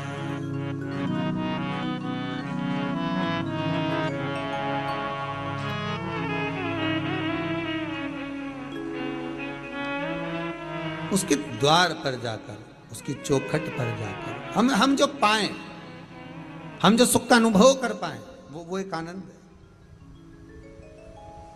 भोग नहीं, केवल सगर के पुत्र अगर जा रहे हैं तो केवल एक गलत इल्जाम लग गया, और वो भी कपिल बाबा पर, ये श्रेष्ठ नहीं है, गलत किया, भोगना पड़ेगा। भस्म हो गए, राख के ढेर बन गए, 60,000 राख के ढेर पड़े थे, कोई नहीं तब करा, साधना कर कर कर लोग जाते गए जाते गए जाते गए जाते गए जाते गए, तब भागीरथ बाबा मिले। ना जाने इस, हम तो कहते हैं, हम कई बार कहते हैं, आप भी जितने लोग कथा श्रवण कर रहे हैं, आप जितने फेसबुक यूट्यूब पर श्रवण कर रहे हैं, ये भोंडे परिवार अगर कथा करवा रहा है छिंदवाड़ा से आकर, ना जाने कितने कितने पुण्य आपके जीवन के, आपके पूर्वजों के, आपके दादा परदादा, ना जाने कौन सा पुण्य करे होंगे, और उसके पुण्य का एक अंश आपके पास में होगा। सगर के 60,000 पुत्र के जाने के बाद ना जाने कितने तपस्वी इस राजघराने के तप कर करके मर गए, तो भी गंगा नहीं आ पाई। और गंगा अगर भागीरथ जी के बल पर आ रही है तो ये भागीरथ जी के पुण्य का फल है।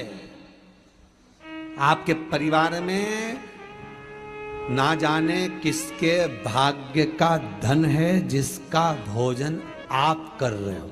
आप ये मत सोचना कि आपके भाग्य का, ये परिवार में जो हम रह रहे हैं, माता है, पिता है, पत्नी है, बच्चे हैं, बेटा है, बेटी है, हो सकता है कोई बेटी ऐसी जन्मी हो, कई कई घरों में ऐसा रहता है, शादी के पहले का घर देख लो, शादी के बाद का देख लो, स्त्री कोई ऐसी आ गई घर में, पत्नी जो घर बना देती है। कई बार जब तक भी नहीं सवरे, कोई बच्चे का जन्म हो गया, कोई बेटी का जन्म हो गया, कोई बेटे का जन्म हो गया, उसके बाद ग्रह दशा अच्छी सवर जाए, समझ लेना कोई कन्या ऐसी आ गई, कोई बेटा ऐसा आ गया, कोई पत्नी ऐसी आ गई, कोई संबंध ऐसा हो गया, कोई रिश्ता ऐसा हो गया, कोई धन ऐसा आ गया, जिसके कारण हमारे को सुख मिल रहा है।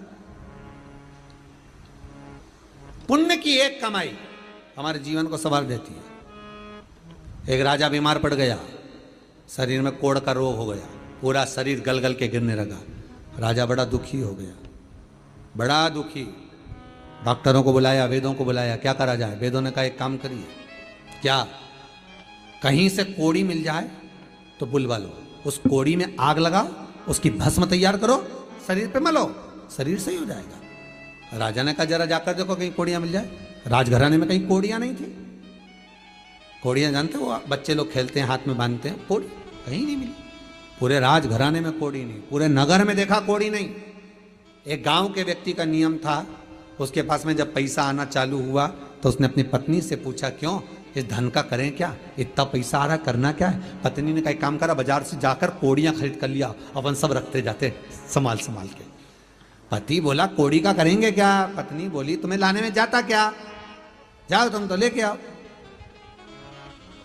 पति गया, कोड़ियां खरीद खरीद के लाया, बारदान भर भर के, बोरा भर भर के खूब ढेर लगा लिया। अब राजा बीमार पड़ा, कहीं कोड़ी नहीं मिली, करा क्या जाए। राजा के दूतों को भेजा, जाओ जरा दूसरे नगर से लेकर आओ। तब मालूम पड़ा ये बाजार में कोड़ी क्यों नहीं मिलती, क्योंकि ये गांव का व्यक्ति आता है, रोज खरीद के ले जाता है, ढेर सारी ले जाता है। इसलिए कोड़ियां नहीं मिल रही। क्या करा जाए? तो एक काम करो, क्या उसी के यहाँ चलते। उस गांव के व्यक्ति के पास राजा के दूत गए, सेवक गए, सैनिक गए, तुम्हारे पास कोड़ियां हैं? हाँ है, पर हमारी हैं, हमने पैसे से लाए। राजा बीमार पड़ा है, लाओ कोड़ियां दो। हम हमारी कोड़ी नहीं दे सकते, हमारे पैसे की है। डराया धमकाया, जेल में डालने की बात आ गई। तब पति अंदर गया, एक थाली में कोड़ियां भर कर लाया, उस पर हाथ फेरा और राजा के दूतों को दिया। लो झोली कर लो, इसमें डाल देता हूं। राजा के दूतों ने झोला कर लिया, बैग कर लिया, बोरी कर ली, बारदान कर लिया, उसमें डाल दिया। फिर भर कर लाया, फिर हाथ फेरा, फिर डाल दिया। फिर भर कर लाया, फिर हाथ फेरा, फिर डाल दिया। राजा के सैनिकों ने कहा, तू कोड़ियां अंदर से ला रहा है, हाथ फेर रहा है, सीधे क्यों नहीं डाल देता? ला कर बोरा उठाकर क्यों नहीं दे देता? झोला उठाकर क्यों नहीं दे देता?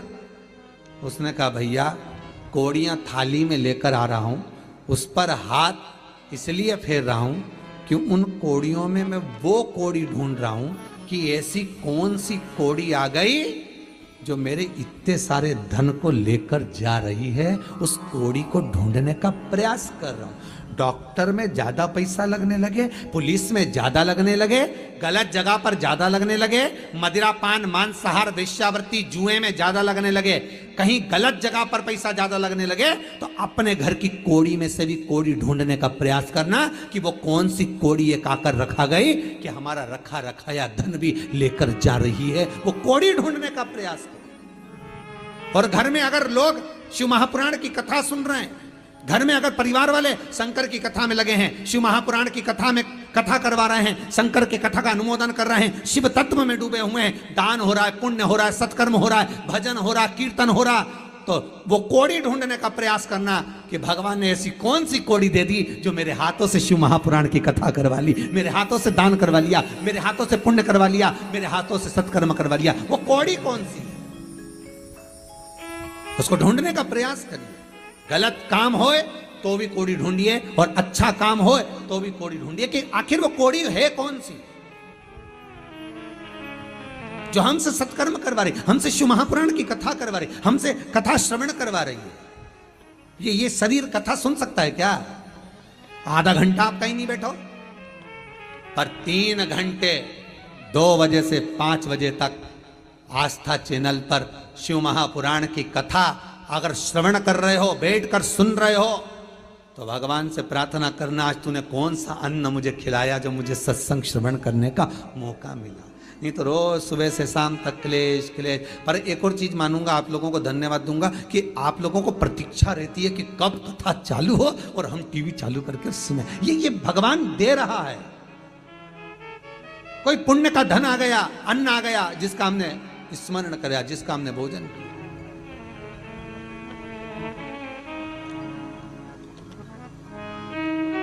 ये उसकी कृपा है, ये उसकी दया, उसकी करुणा। और जब तक वो कृपा ना करे, जब तक वो करुणा ना करे, तब तक मुश्किल है, मुश्किल, बहुत मुश्किल। शिव करुणा सागर करुणा कर तो जीवन का सुख मिले क्यों ना, क्यों ना मिले।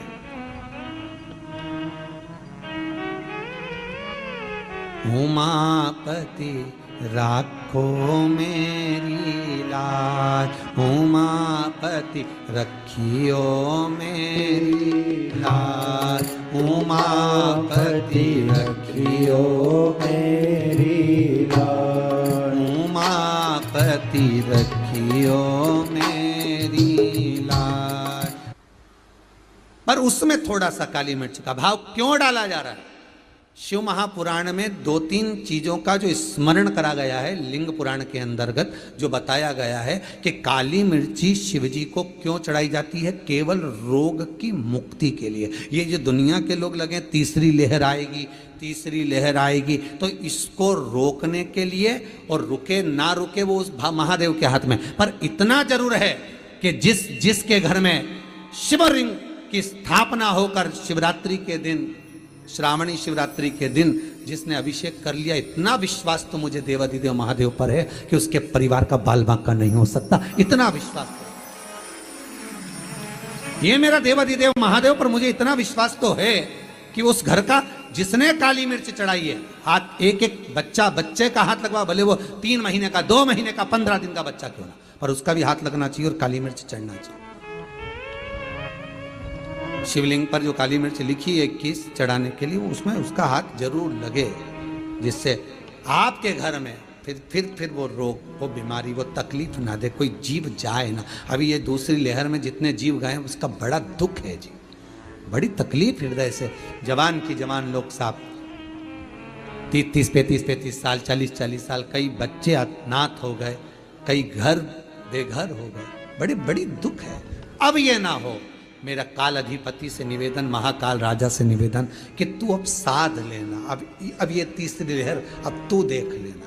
तू खुद त्रिगुणाकार, त्रिकालदर्शी, त्रिनेत्रधारी, त्रिशूलधारी, तो ये तीसरी लहर पे तू भारी, फिर क्या करेगी लहर? क्या कर सकती है? तू स्वयं भारी हो जा।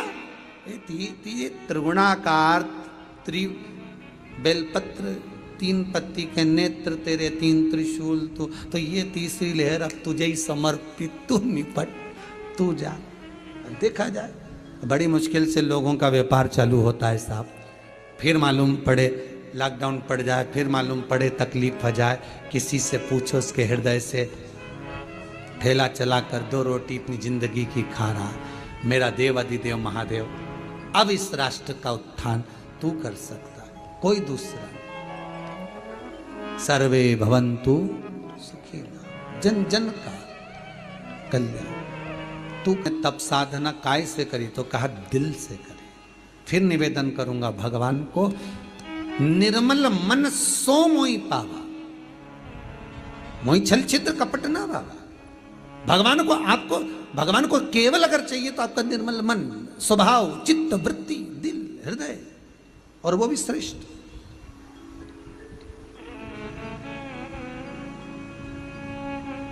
आप निर्मल मन से जो भगवान को भाओ। आप कई लोग कुबेरेश्वर धाम आते हैं और 3 महीने में वापस आ जाते हैं, उसका कारण आप निर्मल मन से यहां से मांग कर जाते हो। चप्पल उतारी, बाबा से विनती करी, भले शिव नहीं, यहां पर कंकर, कंकर में शंकर है कुबेरेश्वर भंडारी के। अभी शिवलिंग की प्राण प्रतिष्ठा नहीं हुई है, पर इसका एक एक कंकर शंकर है। यहां जो दिल से मांगता है उसको दिल से मिलता है, दिल से मिलता है। 3 महीने में वापिस आ जाते हैं, बहुत ज्यादा। उसको दिल से रिझाओ, वो देगा। तेरे दरबार की बाबा निराली शान देखी है, तुझे देते नहीं देखा, पर झोली भरी देखी है। उसकी कृपा ही कुछ ऐसी है, वो देता है, बिना सोचे समझे देता है। देवराज का मन नहीं लग पाया, बाहर निकल गया। बाहर निकला, प्राण छूट गए। बेलपत्री की छांव पड़ गई थी वृक्ष की, जिसके कारण शंकर जी को लेने आना पड़ा। मात्र बेलपत्र के वृक्ष की छांव पड़ गई थी।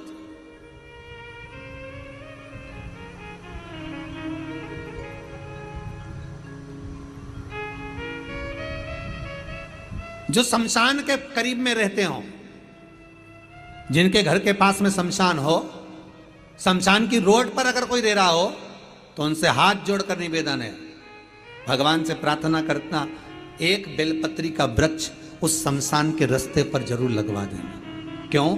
अगर कोई मुर्दे को लेकर भी जा रहे हैं और उस वृक्ष की छांव मात्र पड़ जाती है तो वो जीव को पिंड दान की जरूरत नहीं पड़ती, वो जीव तर जाता है। फिर पिंड मिले ना मिले, तर्पण हुआ ना हुआ, तिलांजलि मिले ना मिले, ब्रह्म कपाली हुई ना हुई, केवल बेल वृक्ष की छांव मात्र पड़ गई तो जीव का कल्याण हो जाता है। मात्र बेल वृक्ष की छांव पड़ जाने पर उस जीव का कल्याण है। बेल वृक्ष की मात्र छांव पड़ने पर उसका उद्धार है।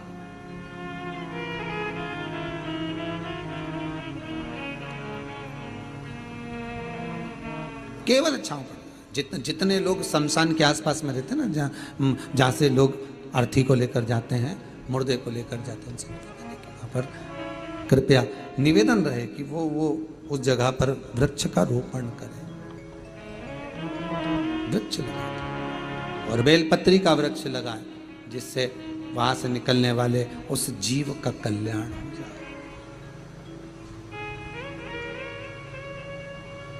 चित्त नहीं लग पाया, मन नहीं लगा, पर बेलपत्री की छांव के नीचे प्राणों को छोड़ दिया। प्राण गए देवराज परम धाम शिव के धाम गए। मन नहीं लगा था देवराज का। भागीरथ बाबा के भी जितने परिवार में लोग तब साधना करे गंगा जी को लाने के लिए, हो सकता है चित्त लगा ना लगा, पर दिलीप आदि कादिक जितने भी हुए उसमें जो भागीरथ बाबा थे, भागीरथ जी महाराज का हृदय गंगा जी को लाने के लिए सबसे पहला अगर सुख पाया तो गंगा के चरणारविंद को पाने का प्रयास कर, गंगा को पाने।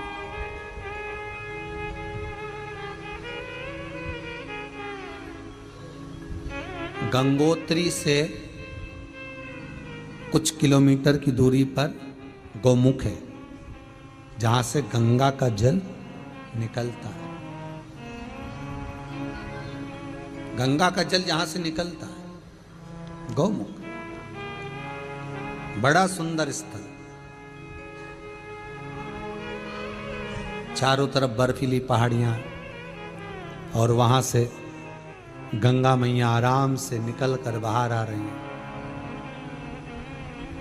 भागीरथ बाबा 60,000 काकाओं के उद्धार के लिए गंगा को जो लेकर आए, ये गंगा मैया सामने खड़ी होकर भागीरथ जी के बोल भी दी कि मैं आ जाऊंगी, पर दिक्कत एक है कि मुझे संभालेगा कौन। ऊपर से आई और नीचे चली गई तो मतलब क्या? ऊपर से आई नीचे चली गई, उसका मतलब क्या है? उसका सार तत्व क्या है? बहुत ध्यान दीजिएगा महाराज इसका था। कमाई तो हो रही है, 30,000 रुपये महीना, 40,000 रुपये महीना कमा कर लेकर भी आ रहे हैं। कमाई तो आपकी हो रही है, 30-40,000 रुपये महीना आप कमा रहे हो, 50,000 रुपये महीना, 1 लाख, 2 लाख, 4 लाख रुपए आप कमा भी रहे हो, पर आया और चला गया, उसका क्या करोगे?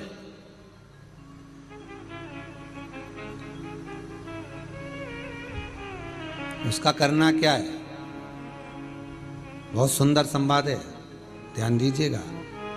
जिसके घर में कमाने वाले 2-4 हैं, पैसा तो आ रहा है पर घर में टिक नहीं रहा, डॉक्टर में, पुलिस में, एक्सीडेंट आदि में, कहीं गलत जगह पर, व्यसन में अगर पैसा जा रहा है, जुए में, मांसाहार, मदिरा पान, या कहीं आया पैसा, पैसा आने में कमी नहीं, आ रहा है पर टिक नहीं रहा, रुक नहीं रहा।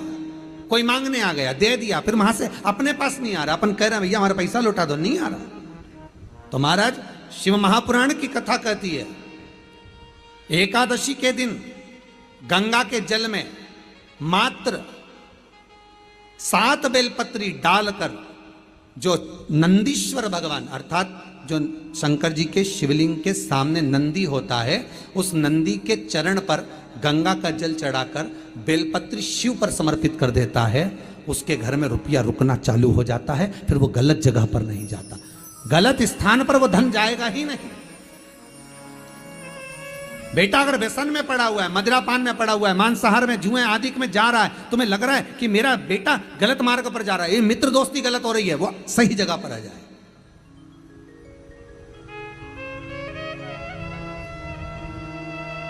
करना है एकादशी। कई लोग इसको धन के लिए भी करते हैं, संपदा के लिए। संपदा के लिए अर्थात जिसका व्यापार नहीं चलता, जिसके घर में पैसा नहीं आता, या नौकरी नहीं लग रही, या सर्विस नहीं लग रही, आप अप्लाई कर रहे हो, जगह जगह जाकर इंटरव्यू भी दे रहे हो और पैसा नहीं आ, तो उसके लिए भी प्रयास किया जाता है। पर उसके लिए यहाँ पर जो धन के लिए करते हैं, उसके लिए विष्णुपदी के लिए करते हैं। मतलब जैसे गंगा के जल में तुलसी के 11 पत्ते डाले जाते हैं। कितने पत्ते डालते हैं? 11 तुलसी के पत्ते डालते हैं, और उसको किसी भी नारायण के मंदिर में, राम कृष्ण शिव, शंकर नहीं, राम कृष्ण भगवान विष्णु, दत्त आदि जितने नारायण के मंदिर हैं, उस मंदिर में किसी भी पात्र में, एक छोटे से पात्र में उसको भरकर रखी आते हैं। महाराज उससे भी जॉब सर्विस नौकरी में सफलता प्राप्त हो जाती है, परंतु वो भी एकादशी को ही होता है। कुछ देर तक पात्र को रखा जाता है, फिर वही पात्र का जल किसी भी वृक्ष के नीचे डाल दिया जाता है, उससे भी नौकरी के लिए फायदा मिलता है। गंगा का जल कोई साधारण नहीं। भागीरथ बाबा तब साधना में लगे तो उनका हृदय चित्त वृत्ति मन बाबा में लगे। देवराज ने मन लगाया नहीं और नहीं लगाया, इसके बाद भी बाबा की करुणा देखी कितनी हुई कि मरा प्राण छूटे तो शिवधाम मिल गया।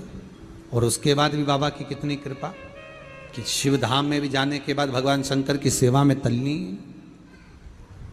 शिव महापुराण की कथा कहती है, एक बिंदुक नाम का ब्राह्मण था जिसकी धर्मपत्नी का नाम चंचुला देवी था। चंचुला की सबसे बड़ी गलती एक थी, पति अगर कमा कर ला रहा है तो पत्नी का फर्ज है कि पूछे ये धन कहां से ला रहे हो, ये पैसा कहां से ला रहे हो, और लेकर आए हो तो इसको सत्कर्म में लगाओ। थोड़ा सा पैसा 5 रुपए अगर पति कमा के ला रहे तो उसमें से 1 रुपया निकाल लो, 54 निकाल लो, पर 54 भी कहीं सत्कर्म में, कहीं दान में, कहीं पुण्य में, कहीं हो रहा हो कहीं सत्कर्म, उस जगह पर लगाने का प्रयास करिए। 54 निकाल, कमाई का एक भाग थोड़ा सा धर्म पत्नी का फर्ज। धर्म पत्नी कहते ही क्यों है? क्योंकि वो धर्म के पथ पर लेकर चले, वो धर्म पत्नी।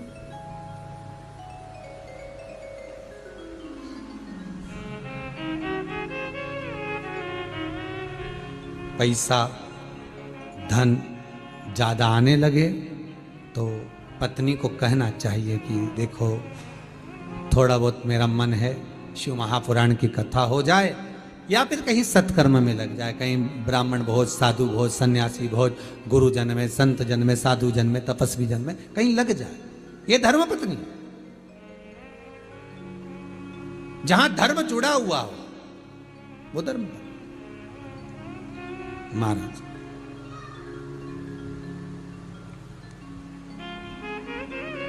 चंचुला देवी ने पूछा नहीं, पति आ रहा था धन चुरा कर लेकर, पानी में गिर गया, मर गया, प्राण छूट गया। पहले भी शिव पुराण में कहा 3 तरह से मरे हुए व्यक्ति की गति नहीं है, उसको मोक्ष नहीं है। पहला पानी में डूब कर मरा हुआ, दूसरा सर्प के डसे से मरा हुआ, तीसरा स्त्री के हाथ से, नारी के हाथ से मरा हुआ व्यक्ति, इसकी गति नहीं है, मोक्ष नहीं है इसकी। इनकी गति केवल एक है, वो है शिव महापुराण की कथा। अगर कोई पानी में डूबकर मर भी गया है तो उसके परिवार का, उसके कुल का व्यक्ति अगर एक बार शंकर की कथा भले यहां आकर ना सुने, टीवी के सामने भी बैठकर सुन रहा है तो भी वो फल देगा, मोबाइल पर सुन रहा है तो भी वो फल देगा। एक अंश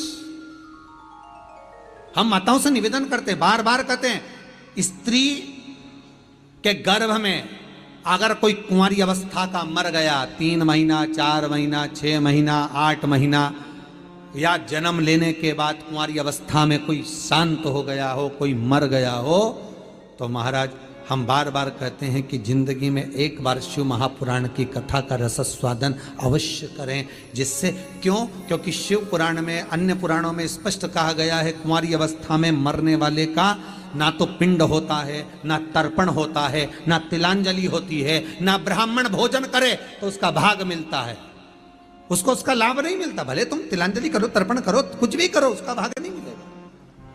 उसको भाग कम मिलता है जब उसके परिवार का कोई व्यक्ति शिव महापुराण की कथा का रसस्वादन कर लेता है, कथा श्रवण कर लेता है। कथा सुनने के बाद उसको पिंड भी मिलने लगता है, ब्राह्मण भोज भी मिलने लगता है, उसको सारा सुख प्राप्त होने लगता है, वो जीव की गति हो जाती है,